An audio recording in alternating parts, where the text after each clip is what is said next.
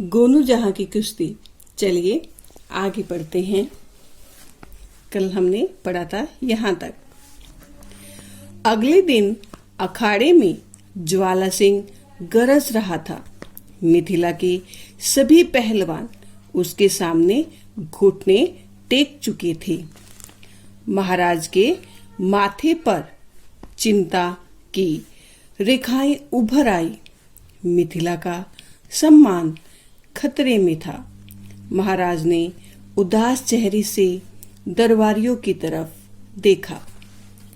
महाराज की उदासी देखकर अचानक गोनू जहां खड़े होकर गरजे, महाराज, मैं ज्वाला सिंह से द्वंद्व करूंगा।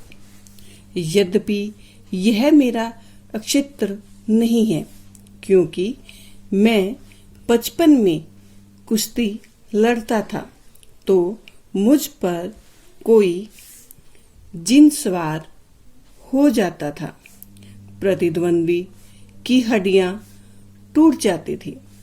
तब घर वालों ने मुझे कुश्ती लड़ने से रोक दिया। कुछ दिनों बाद एक ज्योतिषी ने मुझे बताया कि मेरे हाथों में मेहमान हत्या की रेखा है, जो कभी न कभी लड़ते लड़ते मेरे हाथों होगी। इसलिए मैं कुश्ती नहीं लड़ता। पर आज बात मिथिला के सम्मान की है तो मैं अवश्य लड़ूंगा। ज्वाला सिंह भौचक्का सा उस कमजोर से आदमी को देख रहा था, जो इतनी गरज के साथ उसकी चुनौती स्वीकार कर रहा था। महाराज समझ गए कि गोनू झा के दिमाग में कुछ चल रहा है। गोनू झा बोले, हाँ भाई ज्वाला सिंह, तुमने इतनी कुश्तियां लड़ी और जीती हैं। तुम कुश्ती के विद्वान हो। कुश्ती की सरगम तो जानते ही होंगे। सरगम? ज्वाला सिंह अचकचा गया। अरे भाई, सरगम नहीं जानते कुश्ती की? कैसे पहलवान हो? जानता हूं, मैं सब जानता हूं। क्यों नहीं जानूंगा? ज्वाला सिंह को कहना ही पड़ा, पर भीतर ही भीतर वह घबरा गया था। तो फिर ठीक है। कल हमारी कुश्ती पंचम स्वर, द्रुत लय और पटक ताल से में होगी। साथ ही काल भैरव राग में होगी, गोनू झा ने कहा। ज्वाला सिंह ने सहमति में सिर तो हिला दिया, पर उसका दिल लरज उठा। उसने आज तक इस तरीके से कुश्ती नहीं लड़ी थी, जिस तरीके से गोनू झा बता रहे थे। उस रात ज्वाला सिंह को शाही अतिथि गृह में रखा गया। रात्रि के भोजन के उपरांत ज्वाला सिंह आराम करने लगा, पर उसका मन उसी उधेड़-बुन में लगा हुआ था कि कुश्ती का यह कौन सा नया तरीका है। तभी एक दरबारी बोला, पहलवान जी, कल तो वास्तव में कुश्ती में मजा आ जाएगा।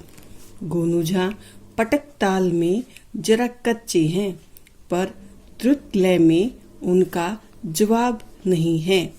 आप पलक भी न झपकेंगे कि आपकी रीढ़ की हड्डी में दरार पड़ जाएगी।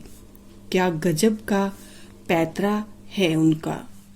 ज्वाला सिंह ने अपने होठों पर जवान फिराई।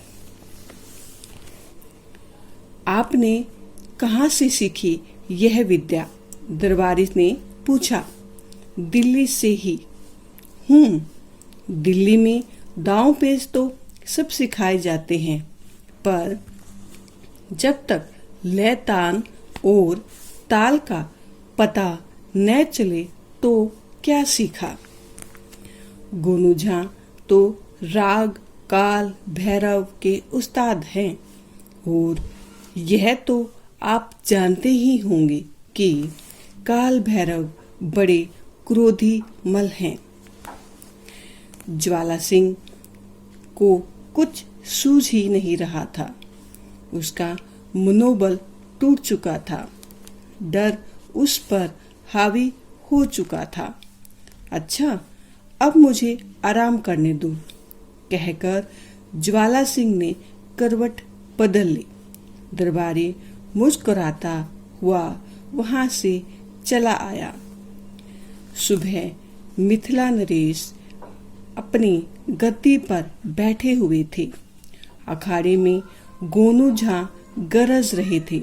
भीड़ शोर मचा रही थी।